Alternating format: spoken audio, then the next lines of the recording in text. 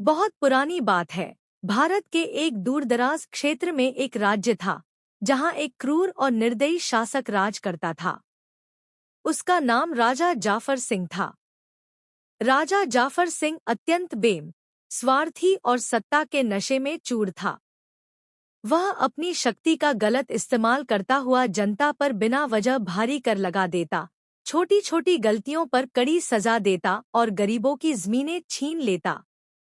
लोग उसे दिल ही दिल में घृणा करते थे, लेकिन उसके डर से कोई भी आवाज उठाने की हिम्मत नहीं करता था। जनता की जुबान पर ताले थे, मगर दिलों में विद्रोह की चिंगारियां जल रही थी। एक दिन एक बूढ़ा किसान, जिसका नाम हरीराम था, राजा के दरबार में न्याय की गुहार लेकर आया। उसकी पीठ झुकी हुई थी, हाथ कांप रहे थे, लेकिन आंखों में सच का उजाला था। उसने कहा, राजा साहब, आपके सिपाहियों ने मेरी जमीन पर जबरदस्ती कब्जा कर लिया है। वह जमीन मेरे पूर्वजों की है। कृपया मुझे न्याय दीजिए। राजा जाफर सिंह ने हरीराम की तरफ हिकारत से देखा और गरजते हुए कहा, वह जमीन अब सरकार की है, तुम्हारी नहीं। यहाँ से जाओ, नहीं तो बुरा होगा। हरीराम ने हाथ जोड़कर कहा, महाराज, मेरे पास जमीन के कागजात भी हैं, ये देखिए। लेकिन राजा ने कागजात देखना तक मुनासिब नहीं समझा। उसने अपने सिपाहियों को इशारा किया और आदेश दिया, इसे कोड़े मारकर बाहर फेंक दो। सिपाहियों ने बेरहमी से बूढ़े हरीराम को मारा और दरबार से धक्का देकर बाहर फेंक दिया। हरीराम लहूलुहान होकर जमीन पर गिर पड़ा, लेकिन उसके होठों पर एक अंतिम वाक्य था, सच कभी मरता नहीं, राजा। यह खबर जंगल की आग की तरह पूरे गांव में फैल गई। लोग गुस्से से भर उठे।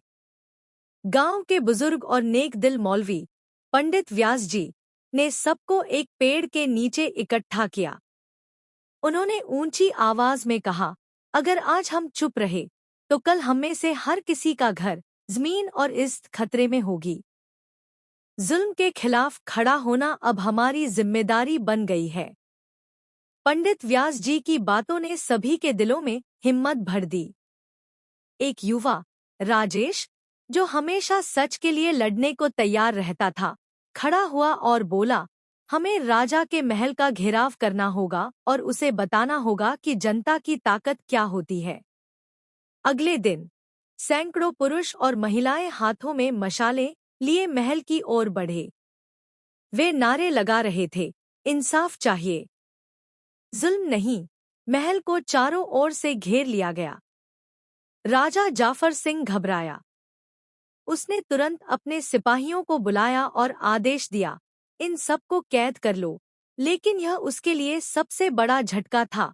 सिपाहियों ने हथियार फेंक दिए और जनता के साथ मिल गए। एक सिपाही, बेरी सिंह, आगे बढ़कर बोला, हम जनता के रक्षक हैं, जुल्म के साथी नहीं। अब राजा जाफर सिंह के पास कोई सहारा नहीं बचा। उसे सत्ता छोड़नी पड़ी और उसे राज्य से निष्कासित कर दिया गया।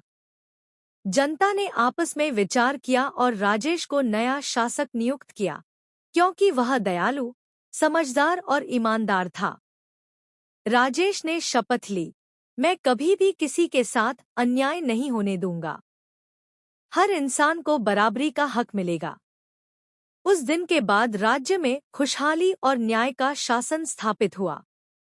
जुल्म की जगह इंसाफ ने ले ली और लोग एक नई सुबह की ओर कदम बढ़ा चुके थे।